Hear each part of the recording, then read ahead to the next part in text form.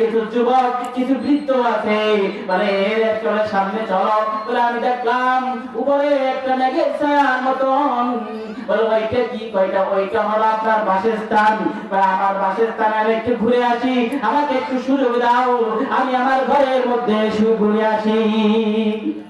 এখন সঙ্গীতা বলতেছে এত সময় তো ঘুরলাম ওখানে যাইতে গেলে তো আপনার হায়াত শেষ হতে হবে আপনার ইন্তেকাল হতে হবে আপনি এখন ইন্তেকাল করেন না এইটা হলো স্বপ্নের কথা চলতেছে।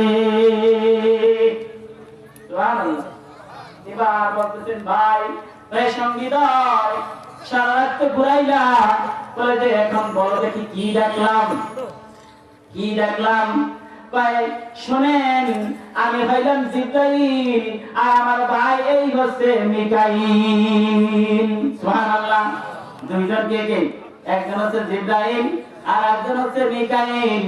তাই স্বপ্নের প্রথম ঘাটি দিয়েছিলাম এক ব্যক্তি এরকম গাড়িতে দ্বারা ভাড়া হইতেছে লোহার কেসে দিয়া মনে আছেন লোহার কেসে দিয়া গাড়িতে ভাড়া হইতেছে বলে শোনেন ইয়া রাসূলুল্লাহ বলে ওই ব্যক্তিরা হচ্ছে আপনার উম্মতের ওই সমস্ত লোক বলে যারা মিথ্যা কথা বলতো তাদের গাড়িটা ভাড়া হইতেছে।